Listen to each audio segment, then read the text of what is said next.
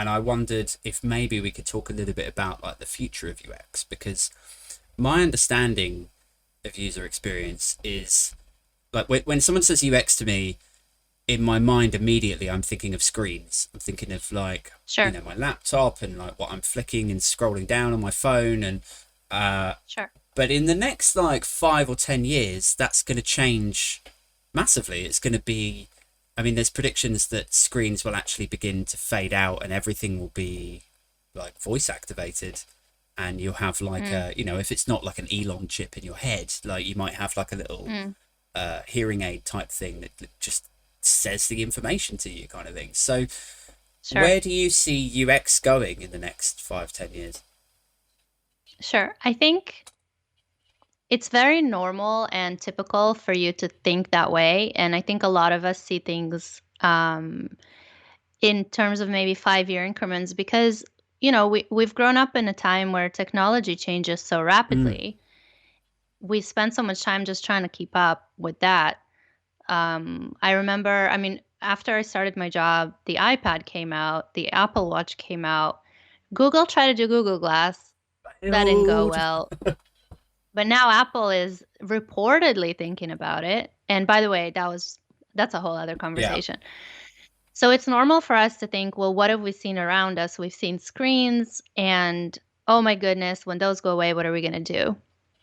But I think when we think back to this idea that folks have been around for decades figuring out how people should interact with inanimate mm, objects, man-made objects, man-made mm, services, things that we just put into society and expect to work, need either an instruction manual or someone really clever, it's just self-compliment, to figure out yeah, how to make it easy enough that somebody can use it. Or both. I mean, if you have a nuclear reactor, you probably want to try and have both and cover all your sure. bases. So when someone says, what are UX designers going to do or what's the world of UX going to do when screens go away? It's less of a concern to me because the way that we think about designing experiences is from the perspective of what are you trying to achieve and what do you Mm, want? What do you need? And then the way that you do it is almost incidental. So you could do things in many different ways. If you're hungry, you can go to a supermarket, you can order Deliveroo, mm, you can ask your husband to go for you, you can look in the back of your cupboard. yeah. There are just so many options. You could go to your garden, right? So But I suppose that, at does the that moment, work with UX? Because I sort of feel like, okay, if you gave people a buffet of transport solutions and you said, okay, well, look, you could walk to the restaurant, you could catch a taxi to the restaurant, or you could fly in this new fucking rocket pack thing, everyone would go, I want to fly, give me the rocket pack. So if something comes along sure. like super amazing and fun, and it's the sexy new tech on there where it is like, I don't know, broadcasting the information directly into your brain. Is it like, Absolutely. does UX then take on a kind of like aural form where you're thinking, how do I make the requests and the, yeah, Absolutely. That's exactly right, it. I mean, are you an iPhone yeah, user? Cool. Have you tried asking Siri for stuff? my son has, yeah, How's that going? yeah, very like patchy, off and on. Yeah. So I have this conversation with my HomePod Hmm. Mini, the newest cutting edge technology from Apple, and I asked it to please play NSYNC's second album, and it said, "Sorry, Jenny, I can't find NSYNC on Apple Mm. Music." So then I said the name of the album, and it said "Playing Celebrity" by NSYNC, and I'm like, "You little twat." I mean, So judgy. Even now, a massive NSYNC so fan. I'm like, what? You haven't heard of the second album? exactly. So somebody has to figure out how everything Yeah. works. And my dream in life, and often I get close to it because I work extremely closely with developers who are Mm. brilliant and wonderful. My dream in life is for the people building the tech to have the full capacity, time, and depth of understanding of all the ways that people can screw it up, get hurt in the Mm. process, lose their self esteem, and make a mess Sure. of it. Yeah. But unfortunately, we're not there yet. So somebody has to figure out how shit's gonna work.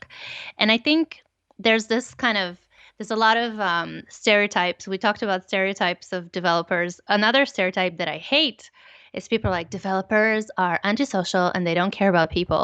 They don't care about users. They just want to Mm, code and they want people to suffer.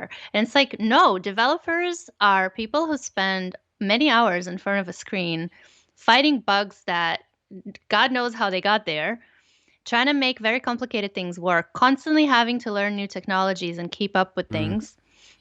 And when you go that deep into a field, you don't have the luxury to also, I mean, can you imagine as a developer running around interviewing people and thinking about the big picture and then going in and then going out? I mean, there just wouldn't be time in a no. day. And some people do work like that, and I admire those people. But I think at the moment, it's beneficial to have folks whose job it is to sit there and think about what's the best way for this thing to interact with a human. And this thing can be a voice activated bubble that doesn't know NSYNC's second album. I mean, I keep just coming back to NSYNC. I feel like I'm gonna get It's roasted for this, obviously but on it's your okay. mind. I mean, we can talk NSYNC if you want. With lockdown, you just have to go back to the things that make you Yeah. happy, and this is what makes me happy. This is why So I'm not judging, like, because my Spotify is all. This is. I don't know why I'm admitting this on a podcast, but it's all like grunge rock stuff that I was listening to in like 1995. And there's a part of me is I think we're all like, doing what does this that. say about me? Have I not developed? Why am I listening to like teen angst rock stuff? What I'm learning today is that you need to work on your self-esteem, Adrian. Yeah. And the only reason I'm telling you this is because I go to therapy every week, and my therapist told me the same. So anyway, what I'm saying is, I think the mechanism that we use to get things Mm, done, as long as it's man-made, it's gonna need someone to figure it out. So I'm not worried about if it's a screen or it's not a screen. There's a big conversation about, and has been for years, about the service end to end. So you interact with a lot of people and things, and a lot of things have to work behind the scenes for something like an app to work. mm, So designing the screen is not enough. We're talking about ethics a lot in the community, thankfully, mm. because we're realizing that the things we build have an impact on human lives and the environment and politics.